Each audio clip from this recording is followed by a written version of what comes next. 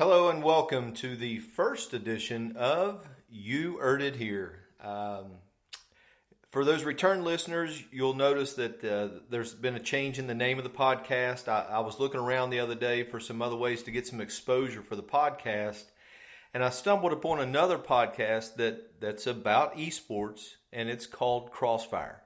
I looked at their list of episodes, and I realized that actually they've been around a little bit longer than me.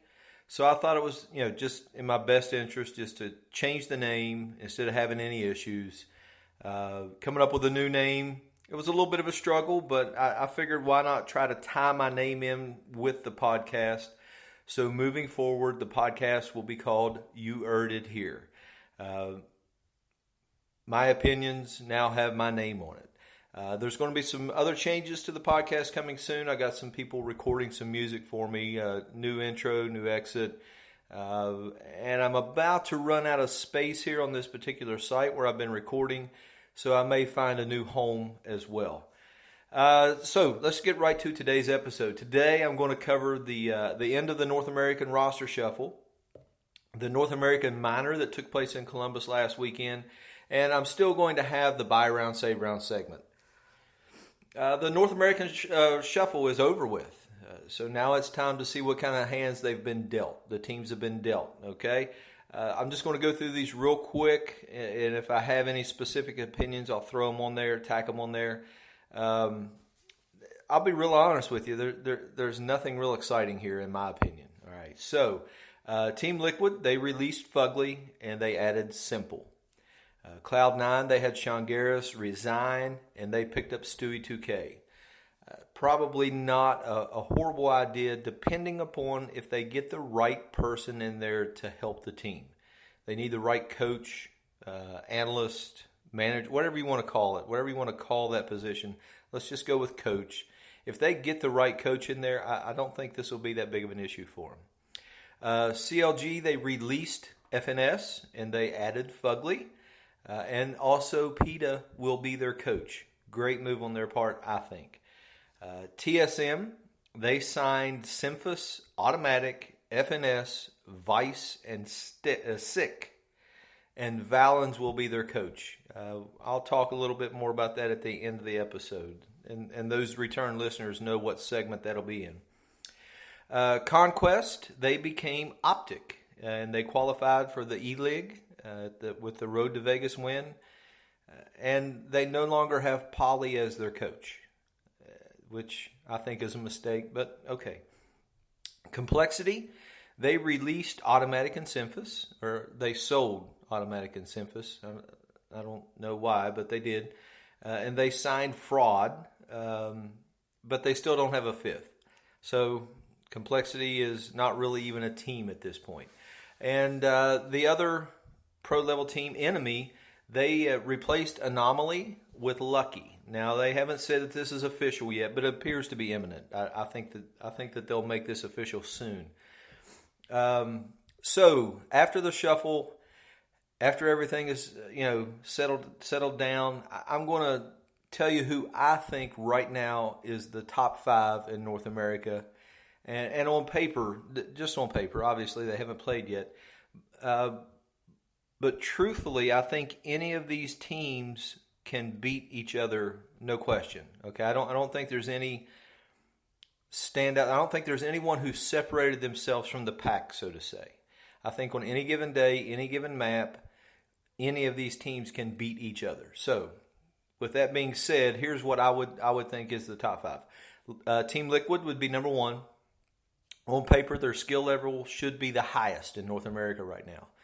Number 2, I'm going to actually put CLG. Bringing on Fugly, that's going to minimize the amount of adjustments they have to make. I mean, you got to remember, this guy's played in a major. He's traveled internationally. Maybe his skill level isn't as high as others, but his mental awareness should be able to minimize the amount of adjustments that they have to make. And they signed PETA, and I think that's a step in the right direction. I think that adds strength to them if they're willing to listen. Okay, so I'll put them at number 2. Cloud9, and like I said earlier, if they get the right person involved with the team, they could be very successful. But of the top 5 teams, they have the most work to do in order to get back to where they were this time last year. They've obviously taken steps back. They have the most work to do, but if they get the right person in there, I think they have some talent and can do some good. I think they can do some good. Number 4, I would put Enemy. They've upgraded their roster. They continue to build chemistry. I love their approach to the game, and they rarely take steps backwards as a team. They just keep pushing forward. Number 5, I have Optic. They haven't always been the most consistent team, and to my knowledge, they haven't picked up a coach since parting ways with Polly. In their loss to Splice at the minor last week, you could see their weaknesses, their lack of self-analysis, and some of the reasons they have consistency issues. It was visible. So if they just keep doing the same thing, I don't see them taking any more steps forward. If they bring somebody in to help them, or if they change their mental approach and they have the ability to give themselves some self-analysis and be honest with themselves, they can continue to move forward. They're very talented. I really enjoy watching them play, but big picture of things, I just think they're missing a few things. That's all. That'll wrap up the shuffle and my opinions on them. Next, we'll move on to the MLG North American minor results. Never let it be said that I'm not willing to say I told you so, because I told you so. I said that Enemy would win this event, and that's exactly what they did.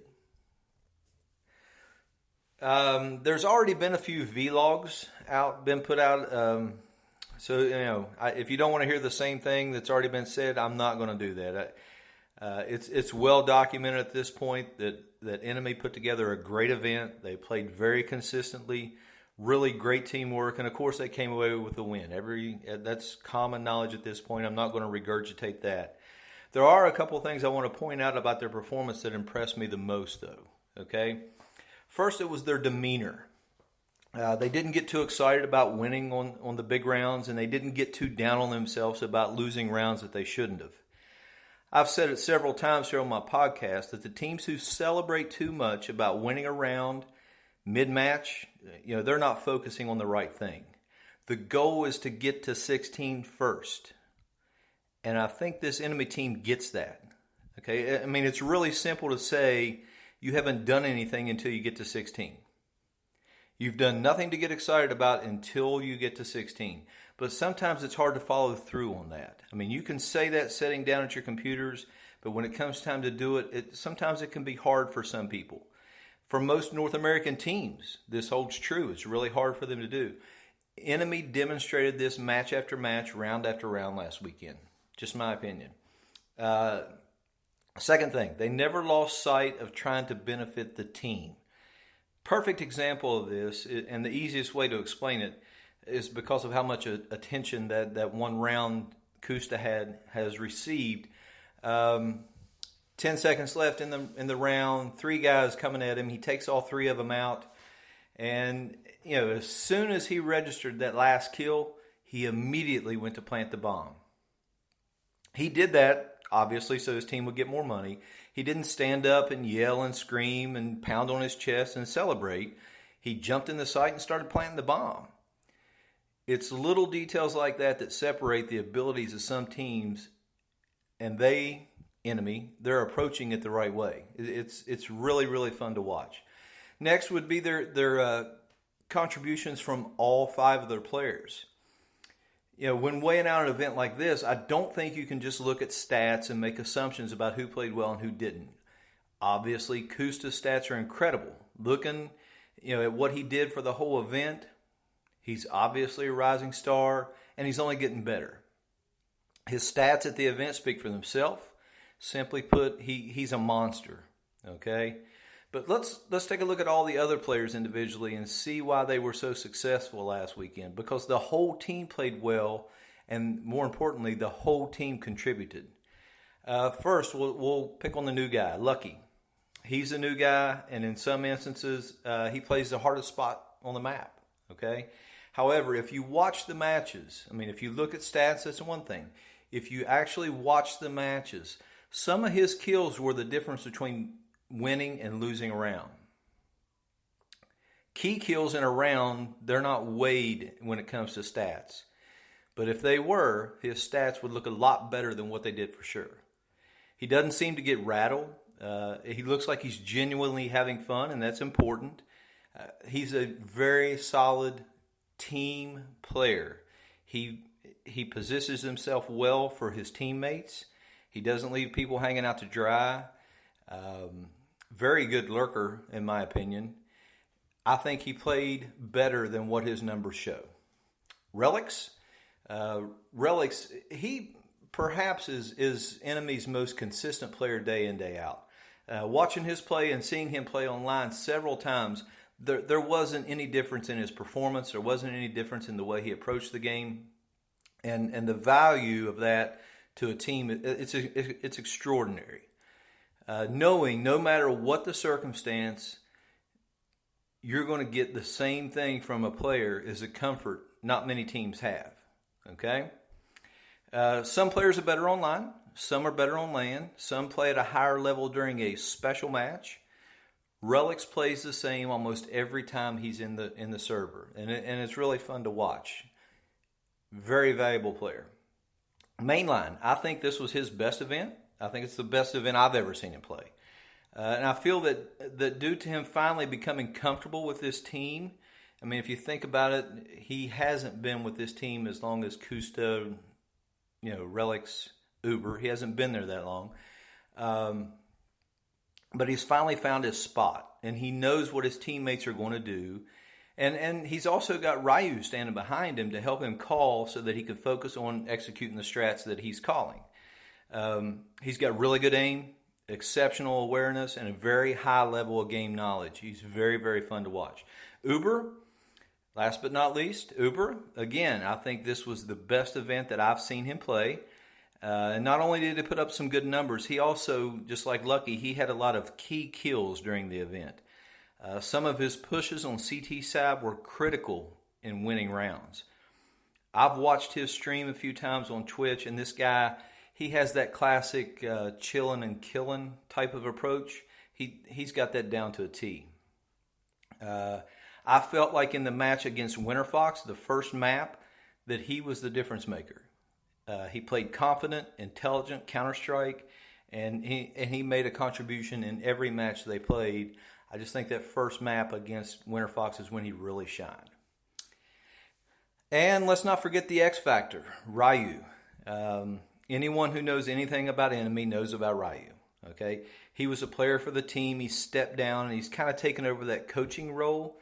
And to some extent, he's actually the voice of the team, if you ask me. Watching the matches at the minor, you could constantly see him talking to the team between rounds. And it's really important to note that you could tell they were listening to him.